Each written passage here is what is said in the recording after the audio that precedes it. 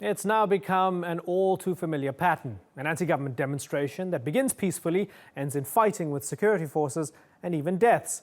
And now in Eritrea, news has emerged of a rare protest against the government. But there's mystery surrounding whether it actually led to the killings of 28 people.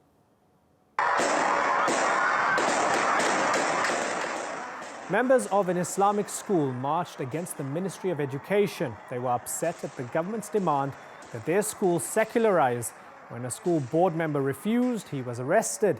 Human Rights Watch says demonstrators may have been killed, but so far there's no way of telling for sure. Okay, to explain why, let's go to Stockholm and talk to Meron Estefanos. She's the director of the Eritrean Initiative on Refugee Rights. I thank you very much for joining us. Ma'am, we're confused as to whether 28 people died or not. We're getting conflicting reports. The government says there were no deaths and that this is fake news. What do you say about this?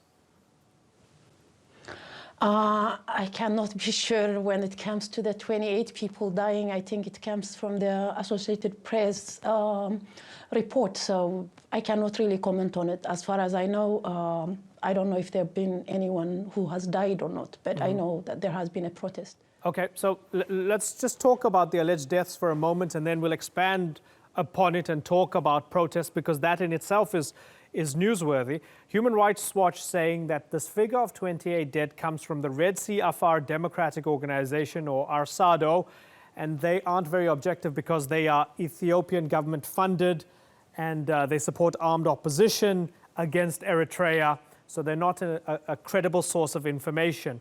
So when I looked at this and I saw that even Human Rights Watch saying that the people saying that 28 weren't killed is not coming from an objective source, doesn't that help the government and feed into the government's narrative that all this news about Eritrea is just coming from Ethiopia and it's Ethiopian propaganda to make them look bad?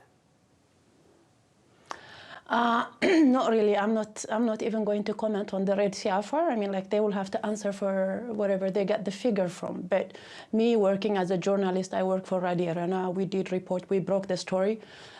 We never reported 28 people has died or something. What we reported was that there were a protest happening, which is the truth. The government is always denying any kind of, whenever something happens inside the country, we're used to them denying everything, whatever is happening in the country.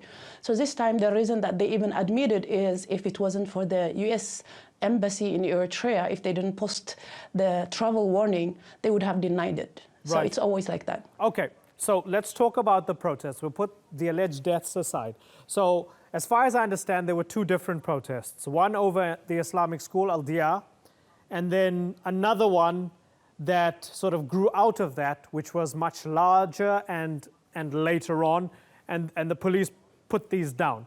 Now, the government's admitting to a small one over the Islamic school, and it's saying everything was sorted out afterwards. Tell me what your take on it is. What happened and how many protests were there, and how big were they?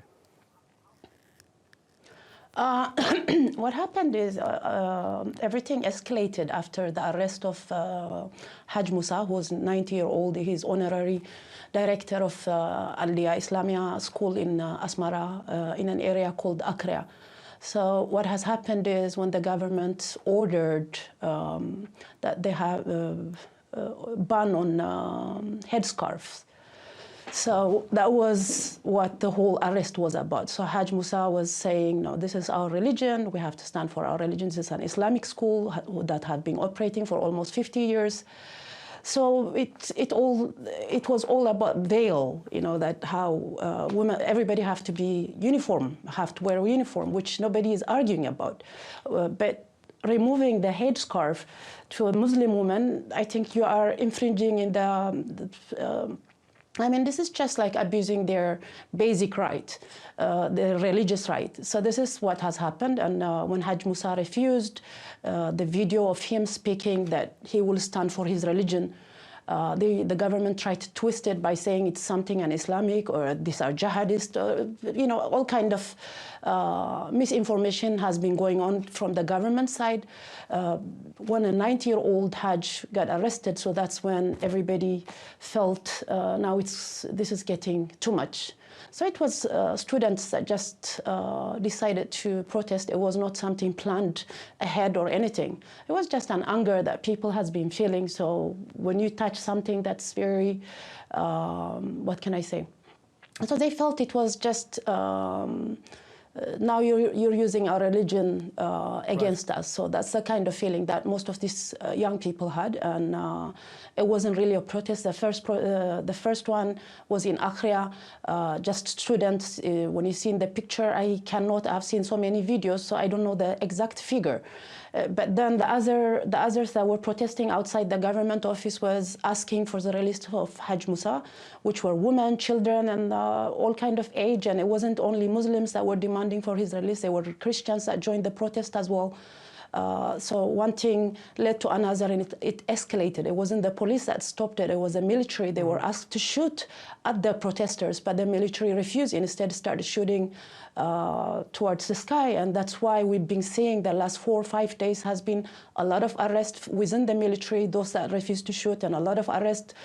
Just today, many mothers of those that protested were arrested. So there has been a lot of arrests towards the young people, the mothers, the committee of this Aldia school. That's what I know so far. Right. Very briefly, because we are running out of time, are you encouraged, given that they call Eritrea the North Korea of Africa, are you encouraged at the bare minimum that people are taking to the streets? They're brave enough to stand up against the government right now? Of course, I mean, like Eritrea is a 26-year-old country, and for first time ever, we've seen a protest. Not only people protest, they even managed to capture it, which is very unseen and rare thing to see in Eritrea. So I'm very confident that my people will stand up for their right, and yeah, sooner or later, this government is going to fall. Meron S. Stefanos, it's been a pleasure talking to you. I thank you very much for joining us on the Newsmakers. Thank you for having me.